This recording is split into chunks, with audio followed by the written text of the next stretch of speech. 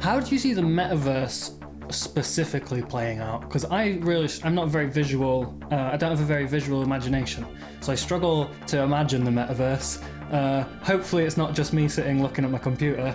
I like to imagine something a little bit more magical. But Kobe needs maybe a you full can crush body those suit dreams. with haptic feedback.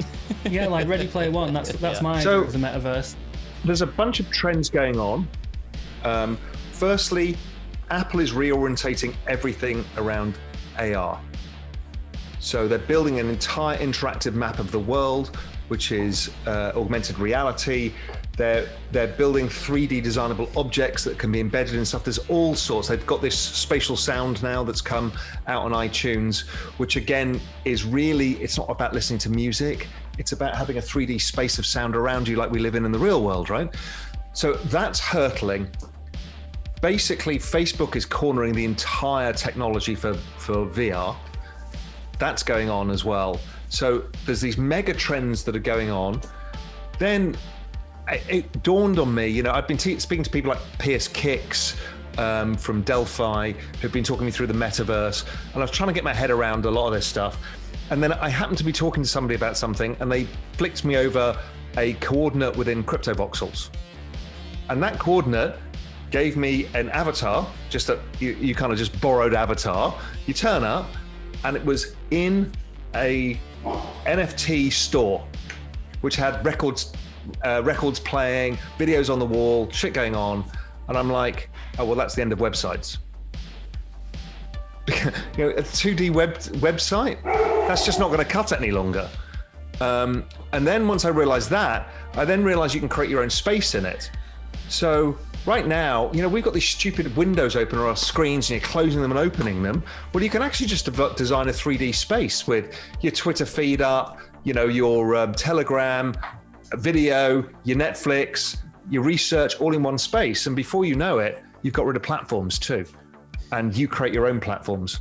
So I think that's where it's all coming. You remember the Google Glass thing that was everybody mocked? And I wonder if we'll look back and think like that was basically the equivalent of like the bag phone or like the Zach Morris Saved by the Bell brick phone. And we'll end up seeing AR play out with like much more seamless glasses where it looks like a normal pair of glasses, but instead you got the whole thing like right there in front of your eyeballs. Yeah, so Apple are working on that too. So as you say, this is just the first bit of technology. It was the shot across the bow. How would people think about this? This is not going away. Talk about network adoption effects. As the whole world moves to AR and then VR, literally every single person has to change their business model and how they operate in the world, how they socialize. And we're already seeing it with, kids on Fortnite. They live there and they have, everything has value. Digital has value. The whole world's going to go through this whole transition. They just don't know it yet. And you talk to people about it and they're like, oh my God, this is so dystopian. It doesn't have to be dystopian. It can actually be, an augmented reality can be actually very powerful for you. Yeah, I just think it's massive. And seeing, when you listen to people like Tim Sweeney of Epic Games talking about it, the amount of money that's going into this and how people are thinking about it. The CEO of NVIDIA was saying, well, the future of all kind of chip technology and everything else is obviously the metaverse. Kobe, I think you can't get to the metaverse until you've got enough processing power. I think he's saying I'm going to be able to sell my Meebit someday.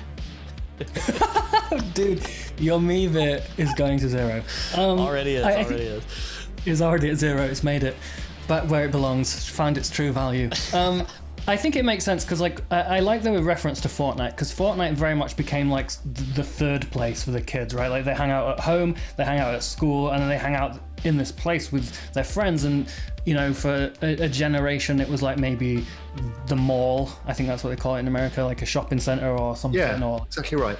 The skate park, and that sort of transitioned into being this digital space, and they play video games together. And it's not so much about the video game; it's about doing something with your friends and hanging out with your friends and chatting to them while you just participate in some activity. And the activity don't matter so much. And for me, when I was younger, it was a little bit more solitary, but it was like RuneScape. You had your RuneScape mates, and you chat to them while like cutting a tree down or something. And it means that these sort of versions of a metaverse, or a third place, at least a digital third place, have existed for a while. But what I find interesting is, like, in the parallel to the multi-chain world, I guess, is there going to be one metaverse? Is there going to be like a metaverse that's spun up by, you know, Bill Gates, and then another metaverse that's spun up by Elon and Grimes, and then another metaverse that like Ledger comes up with in his own time, full of VTubers? Or is it going to be like one united world? Like, how do you see that working? It's exactly the same as crypto. So you've got already, you know, there's the crypto versions of Decentraland, Crypto Voxels, and a whole bunch of these things. Then we've got the massive game versions, of which there's tons of these. And what's happening is everyone's working on interoperability. So I can take an asset from one to another. And then you're creating whole economic systems that, you know, money can flow in and out. You get network effects within them, and there's the larger network effect of a larger metaverse that you can then exchange value in, live in, earn value, which is the most important thing. If you can start earning value in it, which you can already, and move it around this world, okay, then you're driving all sorts of economic benefits, and also forcing these metaverses to improve their experience for their citizens, because if not, the money leaves and it collapses the economy. It's fascinating. I think it's a whole layer of GDP growth that doesn't exist. I think it's like discovering the Americas all over again. GDP growth that doesn't exist. I really like that. That's great. I often feel like that about crypto. It's like a whole bunch of money that doesn't exist.